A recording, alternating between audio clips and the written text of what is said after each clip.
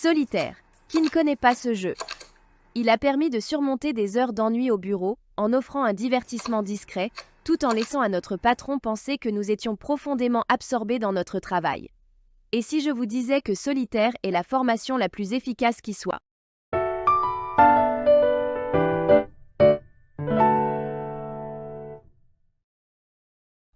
Bienvenue sur ma chaîne. Je suis formatrice et spécialiste en L&D. Sur cette chaîne, nous parlons du développement et des sujets RH. Aujourd'hui, on explore l'univers du jeu et de la formation. Prêts à découvrir l'incroyable histoire de Solitaire? On y go. Tout a commencé à la fin des années 80. Depuis l'introduction de la souris en 1983, Microsoft faisait face à un problème. Les utilisateurs appréhendaient de l'utiliser. La solution est venue de l'endroit le plus improbable. En été 1988, un stagiaire chez iOS s'ennuyait dans son bureau. Pour tuer le temps, il a eu l'idée de créer un jeu de cartes jouable sur ordinateur. Quelqu'un chez Microsoft s'est rapidement rendu compte de son potentiel. La technique du glisser-déposer nécessaire pour déplacer les cartes pourrait aider les utilisateurs à se familiariser avec la souris. Ainsi, Solitaire a fait son apparition dans Windows 3.0 en 1990. Victime de son succès, Solitaire est devenu rapidement le jeu le plus joué au monde et le cauchemar de tous les patrons. Mais qu'est-ce qui fait de ce jeu, conçu par un stagiaire boutonneux de Microsoft, une formation si efficace? L'utilisation de jeux dans la formation n'est pas nouvelle. Tous les grands le font. Mais pour que ça marche, il y a quelques règles à respecter. L'intégration des éléments de jeu, comme des points, des badges ou des niveaux, ne suffit pas à rendre l'apprentissage plus interactif et engageant. C'est amusant certes, mais ça n'apporte pas grand-chose. Comment je le sais? Je conçois des formations depuis des années et croyez-moi, j'ai fait des erreurs. Ça part toujours des meilleures intentions. Rendre des contenus rébarbatifs un peu plus digérables.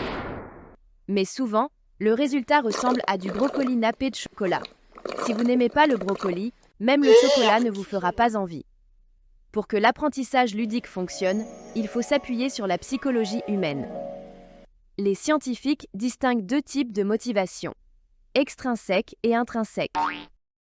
La motivation extrinsèque, autrement appelée une approche de carotte et du bâton, repose sur des récompenses ou des punitions externes. Et même si elle est efficace dans certaines situations, dès que la récompense disparaît, l'apprenant est moins enclin à maintenir les comportements souhaités. Solitaire, par contre, fait appel au deuxième type de motivation, une motivation intrinsèque. L'apprenant continue de jouer non pas par peur ou pour obtenir une récompense, mais parce qu'il aime cela. Transformer la motivation extrinsèque en motivation intrinsèque, c'est possible. Pour cela, selon la théorie de l'autodétermination, l'apprentissage ludique doit incorporer 3 éléments fondamentaux de la psychologie humaine: l'autonomie, la compétence et la relation sociale. Autonomie. L'apprenant peut choisir son propre chemin d'apprentissage et sélectionner les tâches qu'il préfère. Dans Solitaire, il peut choisir le niveau, le nombre des cartes tirées du paquet à la fois, la manière dont les points sont comptés. Il peut également chronométrer le jeu et changer le dos de cartes. Compétences. Elle repose sur 2 éléments clés: des défis appropriés et des feedbacks réguliers. Trouver le bon niveau de défi peut être délicat. Le modèle de fluctuation de l'expérience peut vous aider à sélectionner le niveau approprié. Car si l'activité est trop facile, l'apprenant s'ennuiera. Et si elle est trop difficile, il deviendra anxieux. Mais cela n'arrivera jamais en jouant à Solitaire. Grâce à la multitude de niveaux, vous trouverez toujours celui qui vous convient parfaitement. Les feedbacks réguliers sont un autre élément clé de la motivation intrinsèque. Dans Solitaire, pour voir la progression, vous recevez les feedbacks chaque fois que vous mettez la carte dans une mauvaise colonne, des conseils, et vous êtes récompensé par une cascade.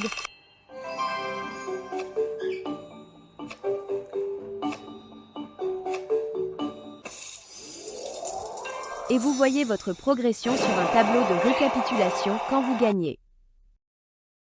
Relations sociales. Solitaire permet à l'apprenant de faire partie du tableau de classement ou de participer aux nombreux tournois en ligne, stimulant ainsi leur esprit de compétition et de coopération. On ne peut pas parler de la théorie de l'apprentissage ludique sans évoquer du flow. Le flow, c'est un état d'immersion totale. Il est si naturel que nous savons toujours quoi faire ensuite, si absorbant que nous ne prêtons plus attention à ce qui se passe autour de nous, et il est si puissant que nous en perdons la notion du temps. Vous avez peut-être déjà vécu cela en jouant à des jeux vidéo ou en regardant un bon film. On commence en pensant y consacrer quelques minutes pour finalement se rendre compte que plusieurs heures se sont écoulées. Le cas de solitaire, tout est fait pour faciliter le flow. Vous savez toujours quoi faire ensuite, car dès que vous placez une carte, une nouvelle se découvre automatiquement. Des solutions comme la fonction double-clic qui déplace la carte vers la bonne colonne, rendre l'expérience encore plus fluide. Et si vous hésitez, des messages guides apparaissent pour vous aider dans vos choix.